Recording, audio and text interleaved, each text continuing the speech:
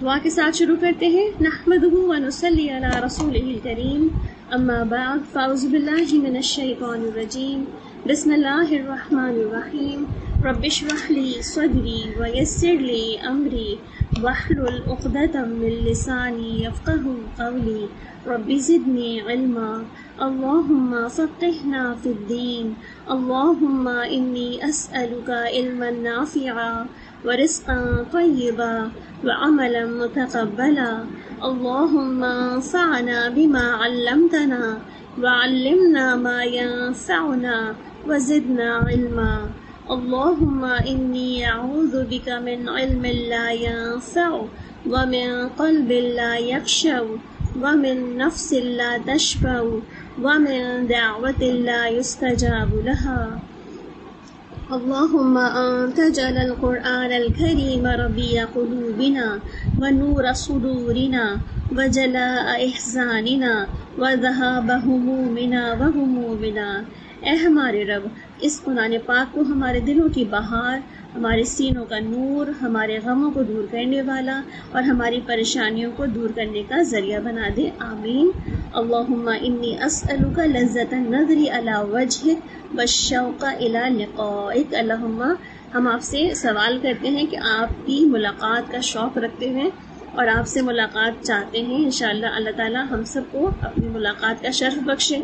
اور آج ہم نے بہت ساری دعائیں اس لیے کی ہیں تاکہ آج اللہ تعالی ہمارے لیے خاص اپنی مدد کرے. اور اللہم بارک لنا فی اوقاتنا، ہمارے وقت میں برکت دے. اللہم ایدنا بروح القدس، اللہ تعالی ہمیں روح القدس کے ذریعے آج اپنی مدد فرمائے تاکہ جو آج ہم مضمون بات کرنے جا رہے ہیں ہمارا بات کرنا آسان ہو، اس کو سمجھنا، اس کو سمجھانا آسان ہو. چلیں جی، ہم کل کی آیات پہ تھوڑی سی پہلے بات کریں گے کیونکہ کل کی آیات جو ہے وہ ان آیات سے اٹیچڈ ہے. تو تھوڑا سا ہم کل کی آیت پہ بات کریں گے اور کل کی آیات سے پھر ہم آج کی آیت پر آئیں گے. مطلب آیت نمبر 29 پہ ہم پہلے تھوڑی سی بات کریں گے کیونکہ اس کو ریلیٹ کرنا ہے اور اس آیت کے ساتھ ہی اس کو اٹھانا ہے انشاءاللہ. ٹھیک ہے، اس آیت پہ بات کرنے سے پہلے میں آپ کو چاہوں گی کہ ایک آیت آپ اور کھولیں جو کہ آیت ہو سورہ المزمل کی، اور سورہ المزمل کی آیت نمبر 19. ٹھیک ہے، سورہ المزمل کی آپ کے ہاتھوں میں مصحف ہے، آیت نمبر 19 کھولیں سورہ المزمل کی. یہاں پر اللہ سبحانہ وتعالیٰ کہہ رہے ہیں ان ھذہ تذکرہ، بالکل سیم وہی آیت ہے جو ہم نے کل پڑھی. ان ھذہ تذکرہ فمن شاء اتخذ الی ربہ سبیلا. اور یہاں پر اللہ سبحانہ وتعالیٰ جو پیچھے بات کر رہے تھے وہ کیا بات ہو رہی تھی؟ یہاں پر السماء منفطر بہ، کہ آسمان پھٹ جائے گا، قیامت آ جائے گی، اور قیامت جب آئے گی تو اس وقت جو ہے بچے بوڑھے ہو جائیں گے. تو یہاں پر چونکہ اللہ سبحانہ تعالیٰ قیامت کے پس منظر میں یہ آیت لے کر آ رہے تھے کہ یہ تو تذکرہ ہے، یعنی قرآن پاک ایک تذکرہ ہے، جس کا جی چاہے وہ اس راستے کی طرف آ جائے. یعنی کہ قیامت کے بڑے تذکروں کو بتا کر کے اللہ سبحانہ تعالیٰ کیا فرمایا، جس کا جی چاہیے. کل والی وہی بات جو ہم نے کہی تھی کہ ایک کام اگر اللہ سبحانہ تعالیٰ نے کہا کہ جو چاہے کر لے، تو یہاں پر اللہ تعالیٰ نے ہمیں وہ چوائس نہیں دی کہ تم چاہو یا نہ چاہو، بلکہ یہاں پہ اللہ تعالیٰ چاہتے کیا ہیں.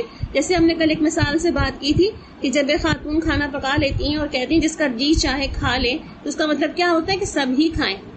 اس کا مطلب یہی ہوتا ہے نا کہ میں نے سب کے لیے پکایا تو سبھی کھائیں، ہم اگر اپنی اپنی ٹائمنگز کے لحاظ سے اٹھائیں اور کھا لیں. تو یہاں پر اللہ سبحانہ تعالیٰ بھی جو ہے وہ اس آیت میں کیا بات کریں کہ اللہ نے تو قرآن کی ان آیاتوں کو کھول کر بیان کر دیا ہے. یہی تذکرہ ہے، یہی نصیحت ہے، یہی یاد دہانی ہے. اور یہاں سے اللہ تعالیٰ فرما رہے ہیں کہ جس کا جی چاہتا ہے اس راستے پہ چلنا وہ چلے. اس کا مطلب ہے کہ میکسیمم اور زیادہ تر لوگوں کو انہی راستوں پر ہی چلنا چاہیے، انہی راستوں کو اختیار کرنا چاہیے. اچھا، پھر ان ھذہ، یہاں پر آپ دیکھ رہے ہوں گے ان ھذہ، اور وہاں پر بھی ھذہ تھا. سورہ الانسان میں اگر آپ نکال لیں آیت نمبر جو یہاں پر ہم نے چھوڑی تھی آیت نمبر 29 پہ، کل کا لیسن میں آپ دیکھ لیں اگر تو وہاں پر بھی کیا تھا، ان ھذہ. اچھا، یہاں پر جو سورہ انسان میں ان ھذہ آیا تھا اس کے پیچھے کیا تھا کہ یہاں پر اللہ تعالیٰ دنیا کا ذکر کر رہے تھے کہ یحبون العاجلہ یذرون الآخرہ والی بات تھی. پھر شددنا اسرہم کی بات تھی یہاں پہ کہ جوڑوں کو پٹھوں کو مضبوط بنا دیا. تو یہاں پر اللہ سبحانہ تعالیٰ نے بات جو پیچھے کی تو اس بات سے یہاں پر آگے بات لے کے چلی کہ ان ھذہ تذکرہ، یعنی کہ یہ جو سب کچھ بیان کیا ہے کہ دنیا کیا ہے، آخرت کیا ہے اور انسان کو کیسی تخلیق کی ہے اللہ سبحانہ تعالیٰ نے، یہ سب بتا کے کہا کہ ان ھذہ تذکرہ، یعنی یہ بھی تذکرہ ہے.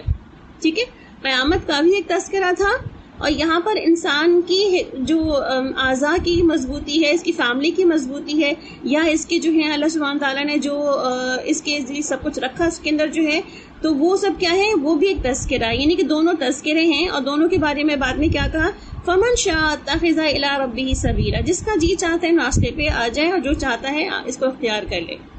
تو یہاں پر ایک طرح موضوع سیم ہے، سوائے یہاں پہ تذکرہ فرق ہے. یہاں پہ قیامت کا تذکرہ ہے، اور یہاں پر انسان کی تخلیق کا تذکرہ ہے.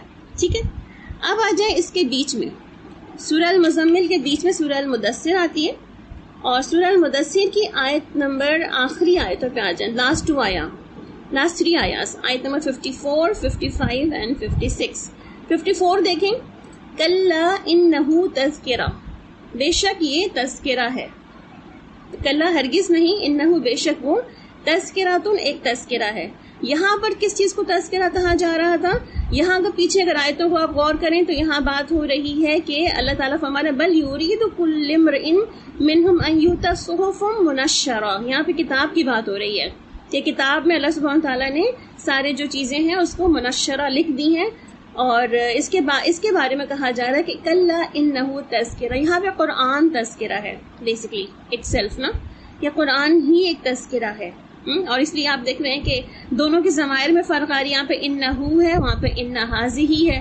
ھذہ کیوں ہے؟ وہاں مؤنث کا صیغے تھے دونوں، یہاں مذکر کا صیغہ ہے، اس لیے یہاں پہ انہ کی بات ہو رہی ہے کہ یہاں قرآن کی بات ہو رہی ہے کہ انہ تذکرہ، کہ قرآن پاک خود بخود ایک تذکرہ ہے. فمن شاء ذکر، جو چاہے اس کو پڑھے، جو چاہے اس سے نصیحت لے، جو چاہے اس یاد دہانی سے فائدہ اٹھائے. تو یہاں آپ دیکھ رہے ہیں کہ 3 آیتوں میں 3 جگہوں پہ 3 تذکرے کیے جا رہے ہیں. کیا؟ ایک جگہ قیامت کا واقعہ تذکرہ ہے، ایک جگہ پہ انسان کا اپنی پیدائش اور تخلیق تذکرہ ہے، اور یہاں پر قرآن پاک تذکرہ ہے. کیا لنک بنتا ہے ان تینوں کا آپس میں؟ اگر اس کو ہم موونگ بیکورڈ چلیں تو ہمیں کیا نظر آتا ہے کہ پہلے انسان ہے جس کی تخلیق کی گئی اللہ تعالیٰ نے، وہ تذکرہ خود اپنے اندر ایک بہت بڑی جو ہے وہ سائنس رکھتا ہے انسان. اس کے ہر فعل میں ڈھیروں نصیحتیں، یاد دہانی، عبرت انگیز واقعات موجود ہیں کہ انسان کو اسٹڈی کرنا شروع کر دیں. انسان تو دنیا کی سب سے کہتے ہیں نا انوکھی چیز جو ہے وہ ہیومن ہی ہے، جس کو ہم بہت ڈفرینٹ طریقے سے ایکسپلور کر رہے ہیں، اور ہر دفعہ کوئی نئی چیز جو ہے سامنے آ رہی ہے. پھر اللہ تعالیٰ اس قرآن پاک کو کہہ رہے ہیں کہ یہ تذکرہ ہے. اس کا مطلب ہے کہ ہیومن کو پڑھنے کے بعد اگر آپ اس کتاب پر آئیں جو کہ ہیومن مینول ہے، اس پر آ جائیں تو اللہ سبحانہ تعالیٰ فرمانا کہ یہ بھی تذکرہ ہے، یہ بھی نصیحت ہے. اور آپ دیکھ رہے ہوں گے کہ اب تک جتنا بھی ہم نے قرآن پڑھا، صرف ایک ہی صورت کے اندر کتنے مختلف اینگل سے ہم نے اس کو ڈسکس کیا. کہیں پر انسان کی تخلیق ہے، کہیں پر انسان کی جو ہے وہ جہاں جائے گا انسان وہاں کی جو ہے وہ خوشنما اور خوش منظر جو ہے وہ تصویریں ہیں، اور کہیں پر اللہ سبحانہ تعالیٰ فرما رہے ہیں کہ کچھ اعمال ہیں جس کو کرو گے تو جاؤ گے. تو اللہ تعالیٰ ڈفرینٹ جو ہے وہ طریقوں سے قرآن پاک کے اندر بتا رہے ہیں کہ یہ بیسکلی تذکرہ ہے، یہ بیسکلی نصیحت ہے، اور اس نصیحت کو اپناؤ گے تو ہی جو ہے وہ آگے کی منزل آسان ہوگی. یعنی انسان اس مینول کو جب تک ساتھ لے کے نہیں چلے گا اس وقت تک آگے کی منزلیں اس کے لیے آسان ہو ہی نہیں سکتی. اس کو پتہ ہی نہیں ہے کہ اپنی جو اس کو اللہ تعالیٰ نے سارے کے سارے کہتے ہیں نا آزاد دے رکھے ہیں، اس کی عقل اور سوچ دے رکھی ہے، اس کو اس کے جذبات دے رکھے ہیں، اس کو وہ کہاں کس طرح کس قدر یوز کر سکتا ہے اس کو. پھر اگر ہم بیکورڈ ہی چل رہے ہیں تو ہم بیکورڈ میں جا کے سورہ مزمل کی آیت کو دیکھیں تو یہاں پر اللہ تعالیٰ قیامت کا ذکر کر رہے ہیں کہ ایون کہ انسان کے لیے ایک چیز جو طے کر دی گئی ہے وہ کیا ہے؟ قیامت کا آنا، جو کہ آئے گی ہی. اور یہ بھی ہمیں سب کو پتا ہے کہ یہ ایک ایسا فیکٹ ہے کہ جس کو اللہ سبحانہ تعالیٰ نے قرآن پاک میں جا بجا کتنی ہی آیتوں میں ڈسکس کیا ہے کہ یہ ڈیفینیٹلی آئے گی. اس میں کسی قسم کا کوئی شبہ نہیں ہے. اور نہ صرف یہ کہ اس میں شبہ نہیں ہے بلکہ سائنس بھی اس کو بہت طرح سے اپروو کرتی ہی چلی جا رہی ہے کہ ایک بگ بینگ تھیوری ہوئی تھی اور ایک بعد میں بھی ایک ایسا ہی بگ بینگ ہوگا جب کائنات تباہ ہو جائے گی.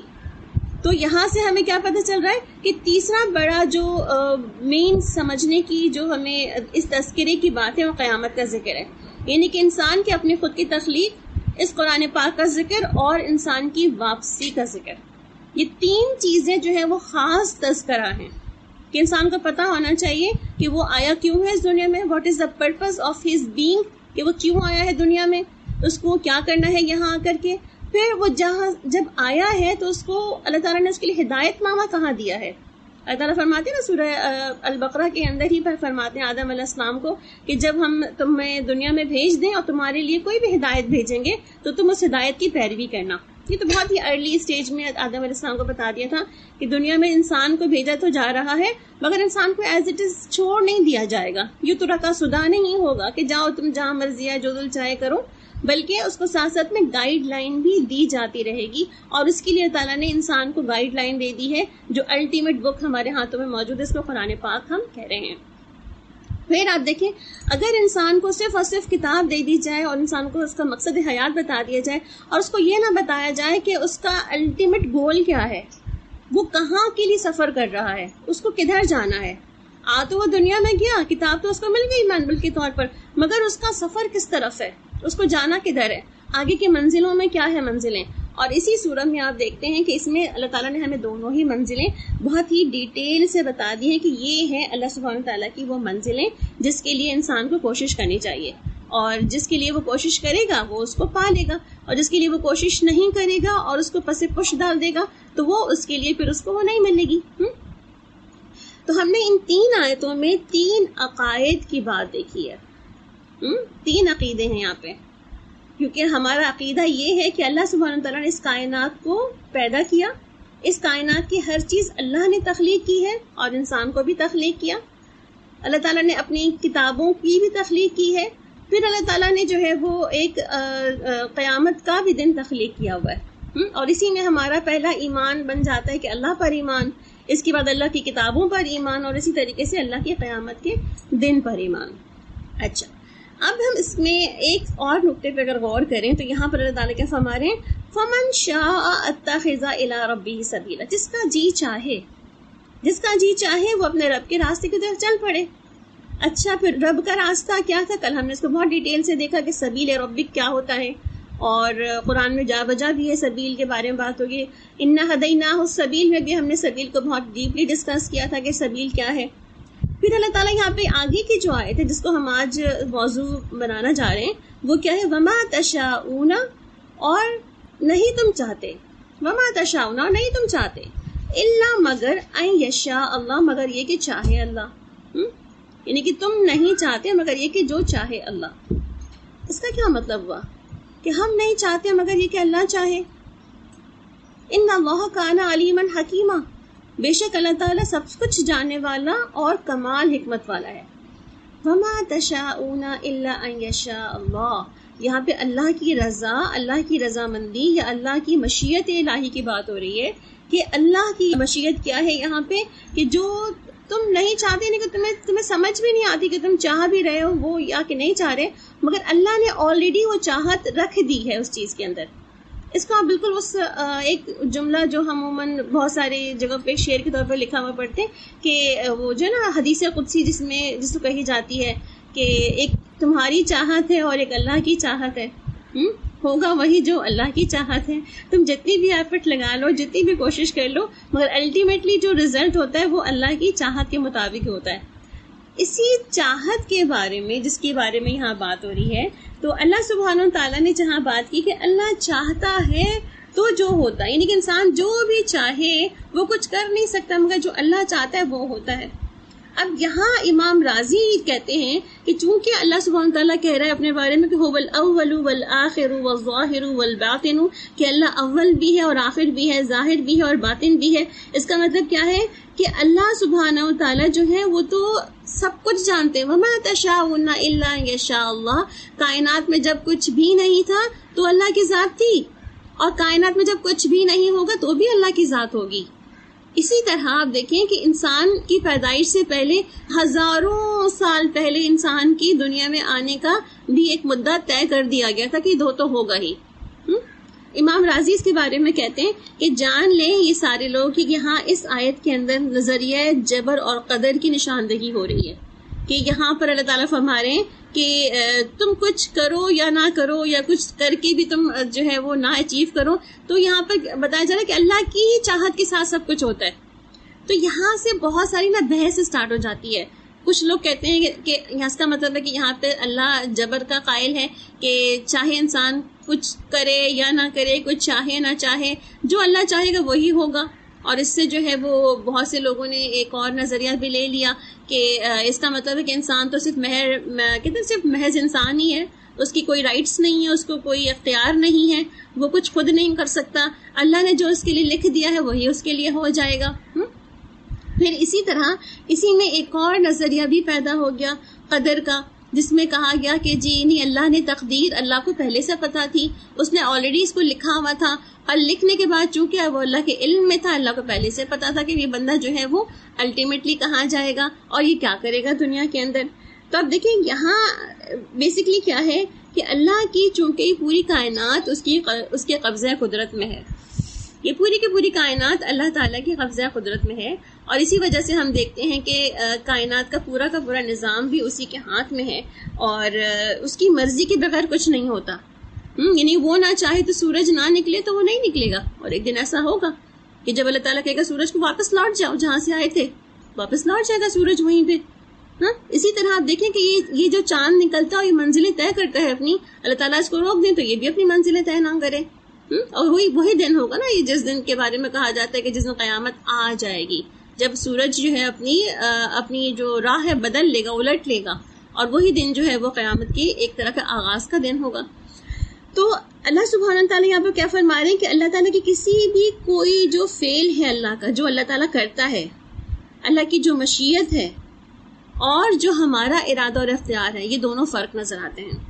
یعنی کہ اللہ کی مشیت اس پوری کائنات میں چھائی ہوئی ہے، اس کا ارادہ اور فعل پوری اس کائنات میں نظر آتا ہے کہ اللہ سبحانہ تعالیٰ کیا کر رہے ہیں، کیا کرنا چاہتے ہیں. اللہ تعالیٰ کی اس کی علم میں پہلے کیا ہے، اس کے علم میں ہے کہ بعد میں کیا ہوگا، یہ سب کا سب اللہ تعالیٰ کی مشیت میں موجود ہے. مگر ہمارے ارادہ اختیار میں کیا ہے کہ ہمیں جتنا کچھ سمجھ آتا ہے، یعنی کہ اللہ سبحانہ تعالیٰ نے انسان کو ایک ارادہ اور ایک اختیار بھی دیا ہے. بظاہر اس پہ اگر ہم بہت ہی علماء کی بحث دیکھیں، اتنے اسکالرس کی بحث دیکھیں، تو اس پہ تو وہ یہی کہتے ہیں کہ یہ محض ارادہ ہے، محض اختیار ہے، یہ بھرپور اختیار اور بھرپور ارادہ بھی نہیں ہے. یعنی انسان جس کے پاس اللہ تعالیٰ نے اس کو اشرف المخلوق بنایا ہے، اشرف المخلوق بنانے کے باوجود بھی انسان 100% اپنے پاس جو ہے وہ اتنا ارادہ اور اختیار نہیں رکھتا کہ جو چاہے وہ کرے. یعنی کہ بہت سی چیزیں انسان چاہ کے بھی نہیں کر پاتا، اور جو چیزیں کر رہا ہوتا ہے وہ بعض وقت نہیں چاہتا کہ وہ کرے، مگر وہ چیزیں ہو رہی ہوتی ہیں اس سے. تو اب دیکھیں ایک چیز ہوتی ہے انسان کا ارادہ یا خواہش. ابھی دیکھیں ہم نے ارادہ کیا کہ ہم اس کلاس میں آ کے بیٹھیں اور ہم کچھ اللہ کا ذکر سنیں، دس از آور ول، یہ ہم نے ارادہ کیا، ٹھیک ہے. اب یہ کیا ایک اور چیز کیا ہوتی ہے، اذن ربی، اللہ کا اذن. اللہ کا اذن یہ بھی ہو سکتا ہے کہ آپ کی نعوذ باللہ اللہ نہ کرے ایسا ہو کہ لائٹ چلی جائے، یعنی آپ کا ارادہ تھا مگر لائٹ کا چلا جانا، یا انٹرنیٹ جو ہے وہ کسی طرح سے ویک ہو جائے اور سگنلز نہ آئیں اور ڈراپ ہونے شروع ہو جائے بار بار، تو کیا ہوگا کہ یہ بھی آپ کی سننے میں، آپ کی اس میں رکاوٹ بن جائے گا. اسی طرح بہت سی چیزوں میں دیکھ سکتے ہیں، آپ کا کہیں بھی کچھ بھی کام کرنے کا ارادہ ہوتا ہے اور پھر وہاں سے کیا ہوتا ہے کہ کوئی چیز آپ کو روک بھی دیتی ہے. آپ گھر سے نکل رہے تھے، آپ نے گاڑی میں بیٹھے کہیں جانا تھا، مگر کیا ہوا، نکلتے ہی پتہ چلا کہ جی دونوں ٹائر ہی فلیٹ ہوئے پڑے ہوئے، ایک تو اسٹیپنی موجود تھی، دوسری تو تھی نہیں. اب کیا ہے، اب اس کو لے جا کے بنوانا کرنا، اب وہ جو جتنا ٹائم پیریڈ آپ نے وہ رکھا تھا کہ آپ نے اس ٹائم سے اس ٹائم تک یہاں پہنچ جانا ہے، اب کیا ہوا، آپ اس ٹائم پہ تو نہیں پہنچ پائے، آپ اس سے بہت ڈیلے کر کے پہنچ پائیں گے پھر اس کے لیے، یا پھر آپ بعد میں کہیں گے چھوڑو آج کے دن آپ یہ بھی کر سکتے ہیں نا کہ چلو میں لگ جاؤں، نہیں مجھے آج ہی کرنا ہے یہ کام، اور میں چلو لیٹ ہی پہنچ جاؤں مگر پہنچوں گا ضرور میں. اور یہ بھی ہو سکتا ہے چلو چھوڑو آج اللہ کی مرضی نہیں ہے، اور دونوں ہی کام چونکہ مشکل ہیں کہ میں کہاں اتنی دھوپ گرمی میں اور روزے میں جا کے ٹائر بنواؤں، پھر لے کر آؤں، ایک ہی ٹائر کے اسٹیپنی دوبارہ لگواؤں، اور اس کے بعد یہ تو سارا دن میرا آدھا دن اسی میں نکل جائے گا، اور ویسے ہی روزے میں ایگزاسٹ ہو جاؤں گا، اس کے بعد پھر آگے جا کر تو وہ کام بھی نہیں ہوگا جس کام کے لیے جا رہا تھا. لیو اٹ، کل کریں گے اس کو. تو ہم نے کیا ہم نے ارادہ کیا تھا کام کرنے کا، ہم نے اس کے لیے جو ہے پلاننگ بھی کر لی تھی، تیار بھی ہو گئے، باہر بھی نکل پڑے، مگر ہوا کیا کہ وہاں پر اذن ربی آ گئی اور ہم وہاں پر رک گئے اور ہم وہاں سے آگے نہیں بڑھ پائے. تو پھر کیا ہوا کہ وہاں سے ہم نے کیا سوچا, یا تو کسی نے یہ سوچا اپنے ارادے کو دوبارہ عمل میں لا کے چلو کوئی بات نہیں, لیٹ ہو گیا تو اٹس اوکے, میں لیٹ ہی صحیح پہنچ تو جائے, کچھ تو ہو جائے گا نا, کام نہ ہونے سے تو کچھ ہونا بہتر ہے. ایک ایٹیٹیوڈ تو یہ ہوتا ہے نا. اور دوسرا کیا ہوتا ہے ایٹیٹیوڈ, چھوڑو آج کا دن اچھا ہی نہیں ہے, نکلتے ہی گھر سے کام خراب ہو گیا, اس کا مطلب آج تو نکلنا ہی نہیں چاہیے. وہ جو ہم کہتے ہیں نا بازو کا کالا کوا آ گیا, کالی بلی نے راستہ کاٹ لیا. تو خیر یہ تو الگ بات, توہمات کی الگ بات ہو رہی ہے, یہاں پہ توہمات کی بات نہیں کر رہے ہم. تو پھر کیا ہوتا ہے کہ پھر انسان کہتا ہے کہ چلو چھوڑو, آج کا دن کا اسٹارٹ ہی اچھا نہیں ہوا, اس کا مطلب ہے کہ یہ کام لگتا ہے آج ہونا ہی نہیں تھا, اور پھر وہ کام اس دن نہیں ہوتا. جو نکل جاتا ہے کام کے لیے اس کے کام کا کچھ پرسنٹیج تو ہو جاتا ہے نا. مگر اور بعض اوقات یہ بھی ہوتا ہے کہ چلو آپ نے بہت محنت کی, آپ گھر سے باہر نکل بھی گئے, اور آپ جہاں پہنچنا تھا وہاں پہنچ بھی گئے, جہاں پہنچنا تھا آپ نے وہاں آپ پہنچ گئے, مگر جس نے وہاں پہنچنا تھا آپ کے لیے وہ وہاں نہیں پہنچا. پھر کیا ہوا, آپ نے ساری ایفرٹ بھی کر لی, ساری محنت بھی کر لی, سب کچھ کر لیا, جب وہاں پہنچے تو آپ نے دیکھا جس بندے نے آپ سے آپ کے ملنا تھا, جس سے آپ کو کام تھا, جس سے آپ کی بہت امپورٹنٹ میٹنگ تھی, وہ بندہ جو ہے وہ نہیں آیا. اس کے بھی کچھ ریزنز رہے ہوں گے جس کی وجہ سے وہ نہیں آیا. اب آپ کیا کہتے ہیں, اوہو آنا ہی بیکار ہوا, اتنی محنت کر لی میں نے مگر آنا بیکار ہوا. مگر آپ دیکھیں اس ساری محنت میں کیا ہوا کہ آپ نے ایک کام کر لیا کہ جو آپ نے کام بعد میں کرنا تھا, اپنے ٹائر کو صحیح کروانا یا اپنی گاڑی کو صحیح کرانا, یہ کام جب بعد میں کرنا تھا یہ آپ نے اس وقت برباد کر لیا, اور وہ وقت جو تھا آپ کا صحیح کام میں یوٹیلائز ہوا, اور آپ پھر واپس کہتے ہیں کہ چلو کوئی بات نہیں, ہر ایک کے ساتھ مجبوری ہوتی ہے, اس کے ساتھ بھی ہو گئی ہوگی کوئی, پھر آپ واپس گھر آ جاتے ہیں. آپ کے ارادہ اور آپ کے اختیار کے ساتھ اللہ کا اذن ربی شامل ہے. آپ اپنے ارادہ اور اختیار کو اذن ربی سے الگ الگ نہیں کر سکتے. یہ دس از ویری, کہتے ہیں نا کہ بہت ہی فائن لائن ہے, بہت ہی باریک نقطہ ہے کہ جس کو ہمیں یہاں پر سمجھ لینا چاہیے. بعض اوقات ہم کیا کر رہے ہوتے ہیں اپنے سارے ارادے کی, جیسے کہ ابھی میں نے بات کی اس شخص کی دوسرے تھاٹ کی, کہ وہ یہ بھی کہہ سکتا ہے کہ چلو آج اللہ کی مرضی نہیں ہے, میں گھر بیٹھ جاتا ہوں, آج اسٹارٹ ہی دیر اچھا نہیں ہوا تو میں جاتا ہی نہیں. تو وہ پھر بندہ کیا کہے گا, سب کچھ اللہ پہ ڈال کے بیٹھ گیا کہ جی میرے ارادے اختیار میں تو تھا ہی نہیں, میں نے تو بہت کوشش کی, بہت ارادہ کیا, مگر چونکہ اللہ تعالیٰ نے مجھے روک دیا تھا اس لیے میں نکلا ہی نہیں گھر سے باہر. ایک شخص تو کیا ہو سکتا ہے کہ وہ کہہ کہ میں رک گیا, اللہ نے روک دیا مجھے, اور اللہ پہ ڈال دی ساری باتیں کہ اس نے وہ چاہتا ہی نہیں تھا کہ یہ ہو. اور دوسرا شخص کیا کر رہا ہے, دوسرا شخص کر رہا ہے کہ وہ محنت کر رہا ہے, چلو کوئی بات نہیں لیٹ ہو گیا تو اٹس اوکے, لیٹ ہو جاؤں گا, پہنچ تو جاؤں گا ایٹ لیسٹ. مگر کیا ہے کہ اس میں ساری وہ ایفرٹ کر رہا ہے. وہ ایفرٹ کیوں کر رہا ہے, اس لیے کہ جو کام اللہ نے ہمارے ذمہ لگائے ایٹ لیسٹ اپنے ارادے کو تکمیل تو پہنچائیں. ہمارے ارادے میں صرف کیا اتنا ہی شامل ہوتا ہے کہ ہم بس وضو کر لیں جا کے, یعنی کہ وضو کر لیا میں نے, اب اللہ چاہے گا تو مجھے نماز پڑھوا لے گا مجھ سے, ایسا ہوتا ہے. یا ہم یہ کہتے ہیں نہیں وضو تو کر لیا تو بس نماز پہ کھڑے ہونا ہے.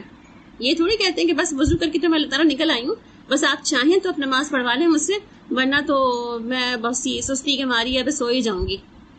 یہ تو نہیں ہوتا نا. ہم کیا کرتے ہیں فٹافٹ ہی جا کے جہاں نماز پہ کھڑے ہوتے ہیں, ہمیں پتا ہوتا ہے کہ ہم سستی کریں گے, لیٹ کریں گے, نماز ہماری اور لیٹ ہو جائے گی. تو اس میں کیا تھا, ہمارے ارادے کے ساتھ اللہ کا ارادہ مکس اینڈ میچ ہوتا ہے تو جا کے ہمارے کوئی کام جو ہے بنتے ہیں. اور جہاں ہمارا ارادہ شروع ہوتا ہے وہیں سے ہمارا اذن ربی بھی شروع ہو جاتا ہے, کہ اللہ تعالیٰ کا اذن بھی یہی تھا کہ تم یہ کرو اس وقت. سمجھ آ رہی ہے بات؟ اس کا مطلب کیا ہوا کہ انسان عمل کو تو اٹھانے والا ہے, اور انسان جو عمل کر رہا ہے اس عمل کا خالق بھی اللہ سبحانہ تعالیٰ کی ذات ہے. اس کا مطلب ہے کہ ہر فعل اللہ کا ہوتا ہے اور ہر فاعل حقیقی بھی اللہ سبحانہ تعالیٰ خود ہیں. مگر انسان کے ساتھ اللہ تعالیٰ نے چیزیں کیا لگا دی ہیں کہ انسان ارادہ کرے گا. ہم نے پیچھے پڑھا سعی کرنا, کوشش کرنا, اور سعی مشکور ٹھہرتی ہے. اور ہم نے کیا اس میں ڈسکس کیا تھا کہ اللہ تعالیٰ کیا چاہتے ہیں کہ بندہ کوشش تو کرے, بھلے سے اس کو وہ چیز نہ ملے, بھلے سے وہ چیز جو ہے وہ اس کو قابو میں نہ آ جائے, مگر ایٹ لیسٹ وہ اس راستے کی طرف نکلے تو صحیح. کوشش تو کرے, کوشش کرے گا تو وہ پا لے گا, اس کی سعی مشکور ٹھہرے گی. جسے ہم نے ڈسکس کیا تھا اسی کے اندر کہ جیسے 100 بندوں کا قاتل تھا, اس نے سعی تو کی تھی, چل تو پڑا تھا اس راستے کی طرف, اس لیے اللہ تعالیٰ نے کیا کیا, اس کا انجام بہتر کر دیا. اسی طرح ہم نے وہ بھی ڈسکس کیا تھا, ایک زانیہ عورت تھی جس نے کوشش کی تھی اس کتے کو پانی پلانے کی کہ چلو ایٹ لیسٹ میں خود پیاسی ہوں تو اس کو بھی پیاس بجھا دیتی ہوں. تو اس نے کیا کیا, پانی پلانے کی کوشش کی, تو پھر اللہ تعالیٰ نے کیا کیا, اس کی سعی مشکور ٹھہری تھی. تو اللہ تعالیٰ چاہتے ہیں یہاں پہ کہ ہے تو سارا عمل کا خالق اللہ سبحانہ و تعالیٰ, ہم جو بھی کرتے ہیں، گھر سے باہر اٹھتے ہیں، نکلتے ہیں، کہیں جاتے ہیں، کسی سے ملتے ہیں، کچھ ہم کام کر کے آتے ہیں، ان سب کے اندر جو ہمارا سارا کا سارا جو عمل ہے، فعل ہے، ان سب کا خالق اللہ تعالیٰ ہے. اللہ تعالیٰ نے چاہا ہے کہ ہم یہ سب کچھ ایسے ہی کریں. ٹھیک ہے. اور کہیں جہاں پر ہمارا ارادہ اور اختیار کے باوجود بھی ہم کہیں رک جاتے ہیں اور ہم اسٹک ہو جاتے ہیں کسی بھی جگہ پر، تو وہاں پہ کیا ہوتا ہے کہ اللہ تعالیٰ وہاں سے ہمیں چیک کرتا ہے کہ اب انسان کیا سوچتا ہے، کیا کرتا ہے.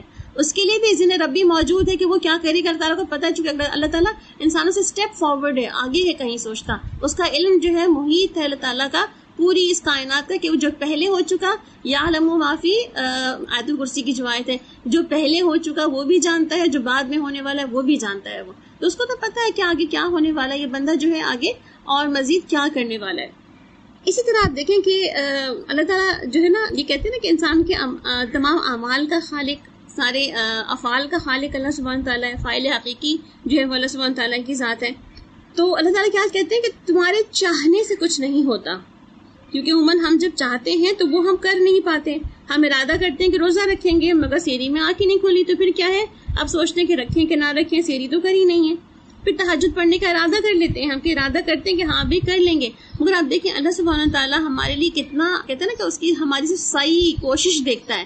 ہم نے الارم لگایا تھا، ہم نے کسی کو وہ اٹھانے کے لیے کہہ دیا تھا، ہم نے کوشش کی تھی اٹھنے کے لیے، ہم نے کوشش کی تھی کہ ہم تہجد پڑھ لیں گے، مگر ہم چونکہ اٹھ نہیں پائے، تو وہ کیا ہے کہ ہمارے اس پورے ارادے اور پوری ہماری ایفرٹ سعی کے اوپر بھی ہمارے لیے کچھ پرسنٹیج آف ہمارے لیے عمل پہ انعام رکھ دیتا ہے کہ ہاں اس بندے نے تھوڑی سی ایفرٹ تو کی ہے نا. کہتے ہیں نا کہ وہ جو کسی نیکی کا کام ہم کرنے کے لیے جاتے ہیں تو اللہ تعالیٰ ہماری نیکی کے لیے 1 تو لکھ دیتا ہے نا، 1 تو ڈال دیتا ہے اس کے ساتھ ہی. اور اگر ہم اس کو کر لیتے ہیں تو اس میں وہ 0 ایڈ کر دیتا ہے، یعنی کہ 10 ہو جاتا ہے، 1:2 ہو جاتا ہے، 1:10 ہو جاتا ہے. اور اگر ہم اس میں اس کو ہم نہیں کر پاتے ارادہ اور اختیار کے باوجود بھی، ایٹ لیسٹ وہ 1 تو رہتا ہی ہے نا. کیونکہ اللہ تعالیٰ کیا دیکھتا ہے، بندہ کوشش کتنی کر رہا ہے، بندہ چاہتا کیا ہے، اس کی چاہت کتنی ہے. اسی طرح آپ دیکھیں جہاں ہم نیکیاں کرنے کے بارے میں سوچتے ہیں اور چاہتے ہیں کچھ نہ کچھ، اسی طرح برائیوں سے نکلنے کے لیے بھی ہماری چاہت ہوتی ہے. وہ کہتے ہیں نا بعض اوقات ہم کہ کوئی فلاں شخص جو ہے وہ جو توبہ کرتا ہے تو اس کی توبۃ الکذابین ہوتی ہے، وہ توبہ کرتا رہتا ہے مگر وہ توبہ چاہتا نہیں ہے. اور ایک وہ شخص ہوتا ہے جو کہ انتہائی دل سے توبہ کرتا ہے اور اس کی توبہ جو ہے وہ توبۃ الصادقین ہوتی ہے، کہ وہ سچوں کی توبہ ہوتی ہے، جو توبۃ النصوحہ بن جاتی ہے. اور اس کی بالکل مثال اگر آپ کے سامنے میں پیش کروں کہ جیسے کہ ایک خاتون تھی نا نبی کریم صلی اللہ علیہ وسلم کے زمانے میں، وہ عورت جو تھی وہ اس سے ایک زنا کا فعل ہو گیا تھا، مگر اس کو اتنی اپنی اس فعل کی جو کہتے ہیں نا قباحت اور اس فعل کے اوپر جو نفرت تھی، اس بنا پر وہ چھپا نہیں پائی اپنے اس فعل کو، جبکہ کسی نے دیکھا نہیں، کسی نے گواہی نہیں دی، کسی نے پوچھا نہیں اس سے کہ تم نے یہ کیا تھا کہ نہیں کیا تھا، کوئی جانتا نہیں تھا اس بارے میں. مگر اس کو خود اتنی زیادہ اندر سے اس کے اندر اس فعل کی جو کہتے ہیں قباحت، اس فعل کی جو ہے وہ ایک کتنا غلاظت محسوس ہو رہی تھی کہ وہ اپنے آپ کو روک نہیں پائی اور نبی کریم صلی اللہ علیہ وسلم کے پاس پہنچ گئی اور کہنے لگی یا رسول اللہ صلی اللہ علیہ وسلم مجھ سے زنا ہو گیا ہے. آپ وسلم نے بات سنی نہیں، منہ پھیر لیا. وہ پھر اس نے دوبارہ کہا آپ وسلم مجھ سے زنا ہو گیا ہے. آپ وسلم نے پھر اس کی بات جو ہے کہا کہ تمہارے لیے کوئی گواہ تو نہیں ہے، کوئی کچھ کہہ تو نہیں رہا، تو جا کے اللہ سے توبہ کرو، اللہ سے معافی مانگو. وہ کہتی ہے کہ نہیں مجھ سے گناہ ہو گیا ہے، مجھے اس کی سزا چاہیے، مجھے سزا دیں. مطلب مجھے جو ہے آپ کو پتا نا کہ شادی شدہ عورت اگر زنا کرتی تو اس کی سزا کیا ہے، رجم کرنا، اسٹوننگ ٹو ڈیتھ. تو وہ کیا چاہ رہی ہے، وہ اس وقت اپنی سوچیں کچھ کوئی انسان اپنے لیے کوئی اتنی بڑی سزا سوچ سکتا ہے؟ یہ وہی سوچ سکتا ہے نا کہ جس کے اندر کوئی خیر ہو اور وہ اپنے لیے اس خیر کو چاہتا ہو کہ جو سزا پا کے ملنے والی ہے. یعنی سزا میں تو شر ہے، مگر وہ سزا اس کے لیے خیر کب بن جائے گی، جب وہ سزا پا کے اپنے آپ کو پاکیزہ کر لے گی. یہی وہ خیر و شر کی جو ہے ہماری ڈسکشن کر رہے ہیں. تو وہ عورت جو تھی وہ آپ صلی اللہ علیہ وسلم نے اس کو کہا کہ تم جا کے اللہ سے معافی مانگ لو، کسی شخص نے تمہارا فعل دیکھا نہیں، کسی نے کوئی شکایت کی نہیں، کسی نے کوئی ڈسکشن کی نہیں، تو تم کیوں اپنے لوگوں کے سامنے آ کے خود اپنے فعل کو سامنے لے کر آ رہی ہو. تو مطلب بظاہر جو بات کہنے کی تھی اتنی ڈیٹیل سے تو نہیں، بلکہ یہی بات تھی جو کہی جا رہی تھی. تو اس عورت نے مگر کہا کہ نہیں مجھے اپنے اس کیے کی سزا چاہیے، پانی ہے مجھے. تو آپ صلی اللہ علیہ وسلم جب اس سے مزید اس سے بات کی تو اس کو وہ یہ بھی پتہ چلا کہ وہ عورت جو ہے پھر وہ پریگننٹ بھی ہے، مطلب اس کی وجہ سے حمل بھی ٹھہر چکا ہے اس کا. تو آپ نے فرمایا کہ ٹھیک ہے جاؤ، جب حمل اتر جائے تو پھر آنا. تو وہ عورت جو تھی وہ پھر چلی گئی. کہتے ہیں وہ چلی گئی، مگر وہ 9 months کے بعد جب وہ بچہ ڈیلیور ہو گیا تو وہ پھر آ گئی اپنے بچے کو لے کر کے، اور پھر یہ درخواست کرنے لگی اللہ کے رسول صلی اللہ علیہ وسلم مجھے اپنے گناہ کی جو ہے وہ سزا دیں.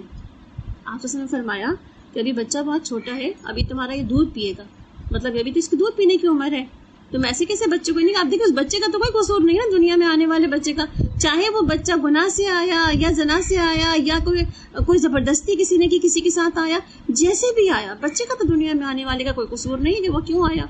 تو اس کا تو حق بنتا ہے نا، اس کو جو چیزیں اس کے حقوق میں اس کو ملنی چاہیے. آپ نے فرمایا کہ یہ بچے کا حق ہے، اس کو تو دینا پڑے گا. تو پھر وہ اس کا تم جاؤ اس کو جو ہے وہ جب اپنی مدت رضاعت پوری کرو. وہ مدت رضاعت پوری کی اس عورت نے. 2 سال کے بعد وہ دوبارہ آپ صلی اللہ علیہ وسلم کے پاس آ کے کھڑی ہو گئی. اس بچے کے ہاتھ میں روٹی پکڑا کر لے کر آ گئی کہ یہ روٹی کھا رہا ہے، یعنی کچھ کھانے والا بن گیا، اس کو میری دودھ کی ضرورت نہیں ہے. اب وہ پھر آ گئی.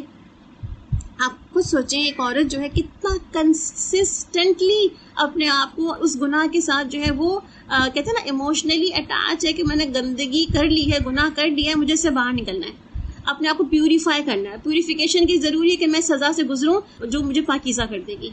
اس کو پتا تھا. کہتے ہیں بعض اوقات انسان کی جو ہے نا نفس یا سول پاکیزہ ہوتی ہے، اور کچھ گندگی یا کچھ گناہ اس سے جو ہے وہ انسان چونکہ ایک کمزور نفس بھی ہے، اس کی کمزوری کی بنا پر کہیں اگر ایسا کچھ ہو بھی چاہتا ہے تو انسان اندر سے کیا چاہ رہا ہوتا ہے کہ مجھے اس گندگی سے باہر نکلنا ہے، کیونکہ اس گناہ کا وہ عادی نہیں ہے، وہ اس گناہ کا جو ہے وہ اس کے اندر کوئی کہتے ہیں نا گناہ کی جگہ نہیں ہے اس کی سول کے اندر کہیں پہ بھی، تو وہ اس سے باہر نکلنے کے لیے بے چین ہے. تو وہ عورت کیا کہہ رہی ہے نبی پاک صلی اللہ علیہ وسلم کو کہ اب مجھے فائنلی اب آپ سزا دیں، کیونکہ یہ بچہ بھی ڈیلیور ہو گیا، بچہ اب روٹی بھی کھا رہا ہے، اب میرے سارے کام ہو گئے، مطلب اب کوئی عذر نہیں ہے اس بنا پر کہ مجھے سزا نہ دی جائے. کہتے ہیں تب نبی کریم صلی اللہ علیہ وسلم نے پھر اس کے اوپر جو ہے باقاعدہ حد جاری کروائی تھی. اس کو جب اسٹوننگ ٹو ڈیتھ اس کی جو سزا طے کر دی گئی اس کی ہو رہی تھی، تو صحابہ کرام نے اس وقت یہ کہا کہ اللہ تعالیٰ نے اس عورت کا عیب ڈھک دیا تھا. اس عورت کو کیا ضرورت تھی کہ اپنے عیب کو سامنے لے کر آئی، اس کو کیا ضرورت تھی کہ اپنی جو ہے وہ اس طرح اپنے گناہ کا اعتراف کرتی سب کے سامنے. اور دیکھو آج کتنی جو ہے وہ سب کے سامنے اس کی ایک طرح سے عزت خراب ہو رہی ہے نا، کہ بدنام ہو گئی کہ ایک عورت کے اس نے یہ گناہ کا کام کیا تھا اور اس طرح سے سب کچھ ہوا. نبی پاک صلی اللہ علیہ وسلم کو جب یہ صحابہ کرام کی اس گفتگو کا پتہ چلا کہ لوگ اس قسم کی باتیں کر رہے ہیں اس عورت کے متعلق، آپ صلی اللہ علیہ وسلم نے فرمایا کہ جیسی توبہ اس عورت نے کی تھی، اگر ایسی توبہ جو ہے مدینے میں بانٹ دی جائے سب کے اوپر تو کافی ہو جائے گی، مطلب جس طرح کی وہ توبہ تھی. تو اب دیکھیں بعض اوقات ہماری اپنا ارادہ اور اختیار کچھ ہوتا ہے، اور اللہ کی رضا اور اللہ کی مشیت کچھ ہوتی ہے. اللہ کی رضا اور مشیت کیا تھی کہ نہیں اس کو فوری طور پر اسٹوننگ ٹو ڈیتھ نہیں کر دیا گیا. کیوں؟ اس لیے کہ عورت پریگننٹ تھی، اس کا تو قصور تھا مگر اس آنے والے بچے کا تو قصور نہیں تھا. اس کو کیوں سزا دے دی جاتی اس وقت؟ اس لیے اس کو سزا نہیں دی گئی. پھر جب بچہ دنیا میں آ گیا تو پھر کہا کہ نہیں اس کا بھی حق دو. اب کہتے ہیں نا کہ جس کو اپنے رائٹس کے لیے جو ہے وہ پریشان تھی کہ مجھے جو ہے اس گناہ سے باہر نکلنا ہے، مجھے اپنی زندگی کو آگے والی زندگی کو پاکیزہ کرنا ہے، کیونکہ وہی بات ہے نا گناہ کی سزا جس کو مل گئی اس کی آگے کی زندگی تو پاکیزہ ہو گئی، وہ تو دنیا میں بھگت کے چلی گئی، اس کے لیے آخرت میں تو کوئی سزا اس طرح کی نہیں ملے گی اس کو اس بات پر. تو اب کیا ہے کہ وہ اس کو بچے کا بھی خیال تھا کہ نہیں اس کا بھی حق دینا ہے، کیونکہ دوسرے کا حق بھی دینے والی تھی وہ. تو آپ صلی اللہ علیہ وسلم نے فرمایا کہ اس نے ایسی توبہ کی ہے جو کہ اس پوری کہتے ہیں مدینے میں بانٹ دی جائے تو وہ کم پڑ جائے، یعنی کہ اس کی توبہ. تو بعض اوقات ہماری توبہ بیسیکلی کیسے ہوتی ہے؟ توبۃ النصوحہ ہوتی ہے. یہ ایسی توبۃ النصوحہ ہوتی ہے جیسے ہم نے 100 بندوں کے قاتل کے بارے میں پڑھا کہ واقعی اس نے ارادہ کر لیا تھا کہ وہ اب نیک بن جائے گا، وہ اچھا انسان بن جائے گا، اس لیے اس نے نیکی کا راستہ اختیار کر لیا تھا، اسی لیے رحمت کے فرشتے اس کو لینے آئے تھے. تو ہوتا کیا ہے کہ انسان بعض اوقات برائی کرنے کا بھی ارادہ کرتا ہے اور بعض اوقات اس کو کرنے کا موقع نہیں ملتا. ارادہ کیا اس نے، کرنے کا اس کو موقع نہیں ملا، تو پھر کیا ہے اس وقت بھی اللہ سبحانہ تعالیٰ جب اس کو کرنے کا موقع نہیں ملتا اس پہ بھی اس کو ایک اجر دے دیتے ہیں، کیونکہ اس نے کیا تو نہیں نا، اس پہ برا کرنا چاہا تھا مگر برا کیا تو نہیں اس نے. اور جب کر لیتا ہے گناہ تو اس کے بعد پھر اس گناہ کی جو ہے وہ جو بھی پکڑ جیسے ہوتی ہے، جیسے اگر کسی نے زنا کیا ہے تو اس پہ حد جاری ہوگی، شراب پی ہے تو حد جاری ہوگی، چوری کی ہے تو حد جاری ہوگی، اس طرح کچھ اور گناہ کیے ہیں اس کی بھی سزا ملے گی، چاہے وہ گناہ کبیرہ ہو یا صغیرہ ہو۔ تو بیسیکلی کیا ہے کہ اللہ سبحانہ تعالیٰ چونکہ غفور الرحیم ہے، اللہ تعالیٰ نے اپنے لیے کہا نا کہ اللہ تعالیٰ کی رحمت پوری کائنات میں چھائی ہوئی ہے، اللہ کی رحمت پوری کائنات میں موجود ہے، تو اللہ تعالیٰ کیا کہہ رہے ہیں کہ اس پوری کائنات میں جو رحمت ہے نا اسی کی وجہ سے وہ غفور ہے، کہ وہ لوگوں کو معاف کر دیتا ہے، بخش دیتا ہے کہ ٹھیک ہے تم سے جو ہو گیا سو ہو گیا، مگر نیکسٹ ٹائم دوبارہ نہیں کرنا۔ آپ دیکھیں یہاں پر اگر ہم ارادہ کر لیتے ہیں کسی برائی کا اور کر نہیں پاتے تو پھر بھی ہمیں اجر ملتا رہتا ہے، تو اس کا مطلب ہے کہ نیت اور ارادہ جو ہے اسی کی وجہ سے ہمیں بعض اوقات جو ہے کچھ ثواب یا کچھ فائدے ہمیں اس ارادے اور نیت سے مل جاتے ہیں، بھلے سے کام ہمارا وہ انجام پا جائے یا نہ پا جائے اس کے اندر بھی۔ پھر آپ دیکھیں یہاں پہ جو اللہ تعالیٰ فرما رہے ہیں کہ محض تمہارے چاہنے سے کچھ نہیں ہوگا جب تک کہ اللہ نہ چاہے، یعنی کہ تم جو بھی چاہتے رہو، اللہ نہیں چاہتا نا تو پھر کچھ بھی نہیں ہونے والا، کیونکہ اللہ کی چاہت ہی سب سے بڑی چاہت ہے، اصل چاہت تو اسی کی ہے۔